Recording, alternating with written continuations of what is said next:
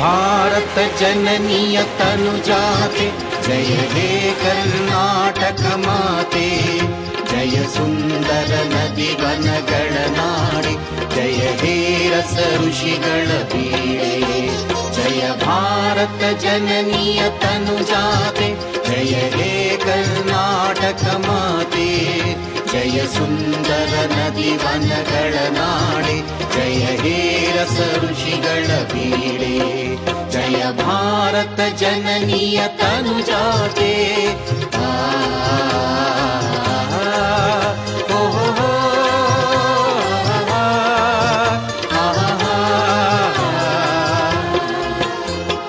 ಜನನಿಯ ಜೋಗುಳ ವೇದದ ಘೋಷ ಜನನಿಗೆ ಜೀವವು ನಿನ್ನಾವೇಶ.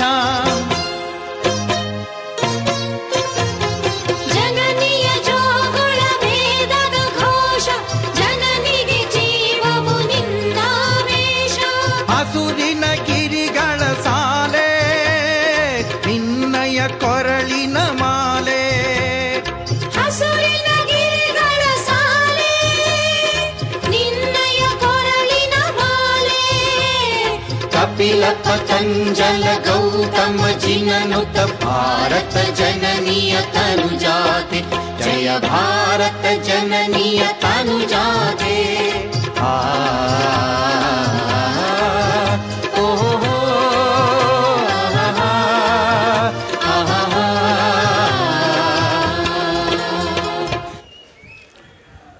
ವೇದಿಕೆಯ ಮೇಲಿರುವ ಹಿರಿಯರೇ, ಇಂದು ಸನ್ಮಾನಗೊಳ್ಳುವ ಕನ್ನಡದ ಘನತೆಯನ್ನು ಎತ್ತಿ ಹಿಡಿದ ಈ ನಾಡಿನ ಹೆಮ್ಮೆಯ ಸಾಹಿತಿಗಳೇ, ಕನ್ನಡದ ಬಂಧುಗಳೇ, ಜಯ ಕರ್ನಾಟಕದ ಅಭಿಮಾನಿ ಕಾರ್ಯಕರ್ತರೇ, ಮೊದಲಾಗಿ ನಿಮಗೆಲ್ಲ ನನ್ನ ಪ್ರೀತಿಯ ನಮಸ್ಕಾರಗಳು.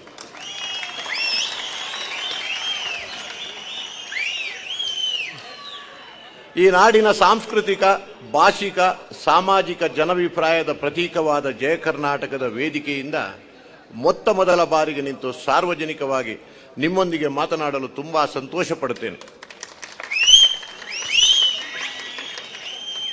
ಒಂದು ಸಮುದಾಯದ ಎಲ್ಲ ಬೇಡಿಕೆಗಳನ್ನು ಈಡೇರಿಸಲು ಆ ನಾಡಿನ ರಾಜಕೀಯ ಪಕ್ಷಗಳು, ಜನಪ್ರತಿನಿಧಿ ಸರ್ಕಾರಗಳು ಸಾಕಾಗುವುದಿಲ್ಲವೇ ಎಂಬ ಪ್ರಶ್ನೆ ಸಹಜ.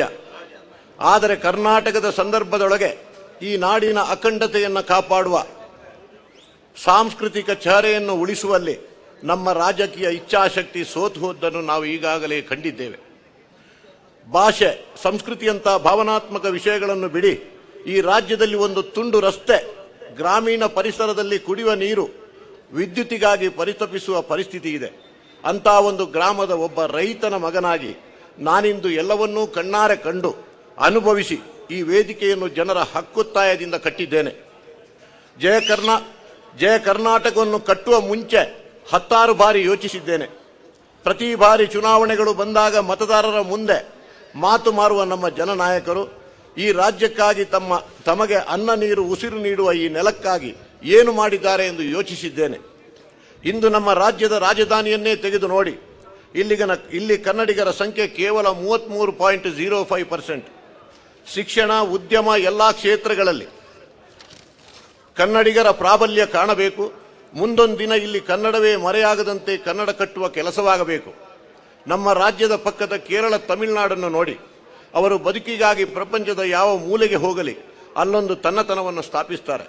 ಹುಟ್ಟಿದ ನಾಡಿನೊಂದಿಗೆ ಭಾವನಾತ್ಮಕ ಸಂಬಂಧವನ್ನು ಇರಿಸಿಕೊಳ್ಳುತ್ತಾರೆ.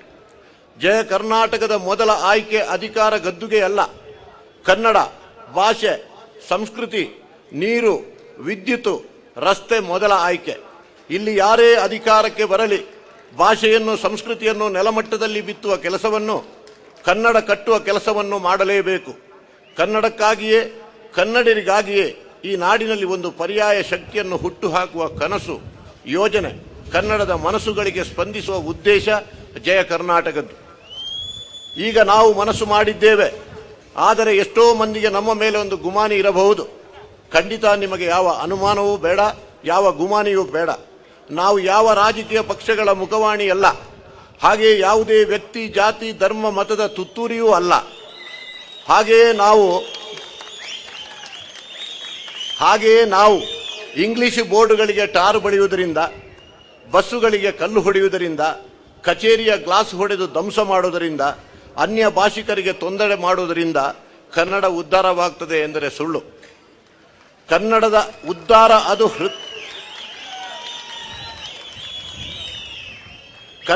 ಉದ್ಧಾರ ಅದು ಹೃದಯದಿಂದ ಆಗಬೇಕಾದ್ದು, ದುಡಿಮೆಯಿಂದ ಆಗಬೇಕಾದ್ದು, ನಮ್ಮ ಕ್ರಿಯಾಶೀಲತೆಯ ಸತತ ಪ್ರಯತ್ನದಿಂದ ಆಗಬೇಕಾದ್ದು.